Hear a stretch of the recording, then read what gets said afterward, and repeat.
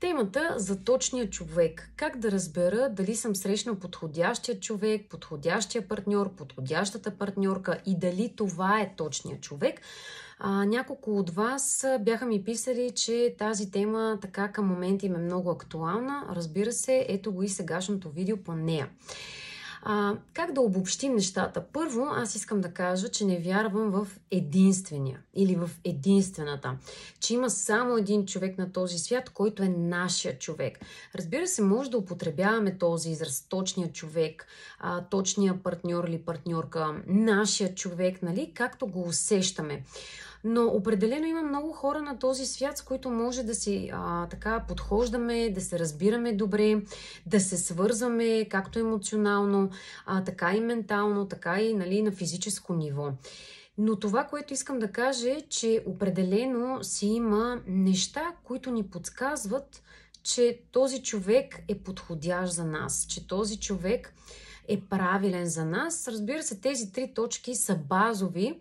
Мога да пусна и втора част на това видео, които да дадат така отговор.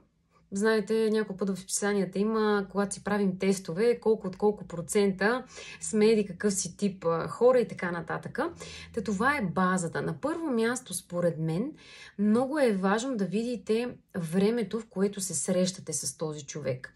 А именно, дали по едно и също време искате едно и също нещо. Например, аз искам сериозни отношения или аз искам вече дете, а този човек ми казва: и да, обаче аз искам да си развивам кариерата. Мисля това да го оставя за след 2 години, за след 3 години, за след 5 години и към момента това не ми е на първостепенно важно място за мен. И често пъти чувам: тя беше идеалната, или той беше идеалният, това беше моя човек, това е моя човек. Само, се разминахме. Той в момента не беше готов за деца, пък аз исках деца. Или той искаше да си развива кариерата или да пътува, да живее в чужбина, пък аз бях решил или решила да живея в България. И това е моят човек. В крайна сметка, знам, че това е моят човек. Няма как това да бъде вашия човек или най-точният човек или най-подходящия, когато се разминавате времево. Ако към момента вие искате едно, а пък той изобщо го няма в обозримо близко бъдеще като идея, като план, трудно може това да е най-подходящият човек за вас. Защо? Защото ако почнете да чакате, да влагате 1, 2, 3 години в това нещо, не може да бъдете сигурни, че отново ще се засечете, че тогава наистина ще се изравните времево и ще направите заедно семейство или ще имате хубави отношения и ще живеете на едно място най-после и така нататък. Затова на първо място за мен е важно времето. Не само да се чувствате добре с този човек, не само да изпитвате там някакви романтични чувства, но и по едно и също време да искате едно и също нещо. Номер 1 за мен.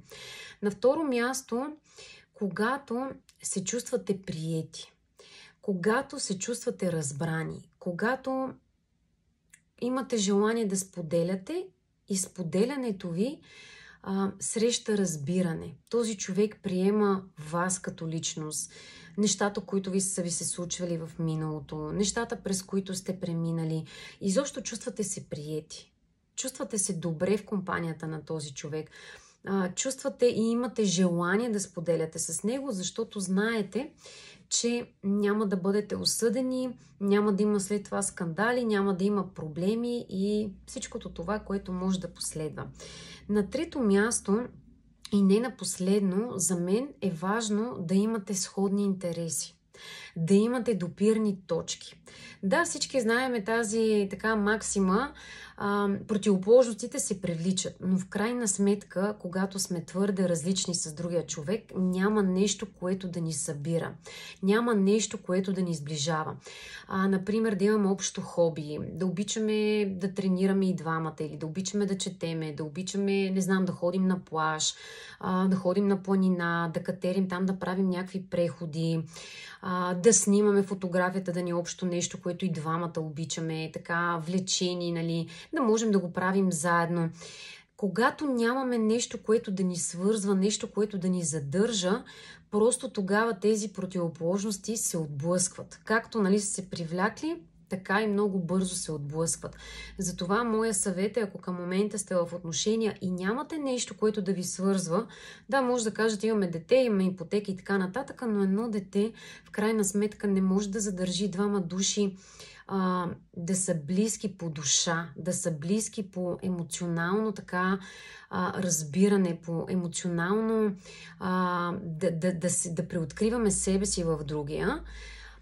Ако към момента нямате нещо такова, може да си създадете. Не е прекалено късно да си намерите общо хоби, нещо, което и на двамата ще ви хареса и ще си изцяло ваше нещо, което да ви свързва, което да ви създава спомени, което изобщо така да ви топли в годините, когато си спомняте как сте имали тези само ваши си моменти, ваши си неща, които сте градили с времето. За мен това са 3 от основните точки, по които можем да разберем дали човекът срещу нас е подходящ, дали ще имаме хубава основа, върху която да градим своите отношения. Пожелавам ви прекрасна вечер, очаквайте и другите нови теми за видеа. Чао от мен!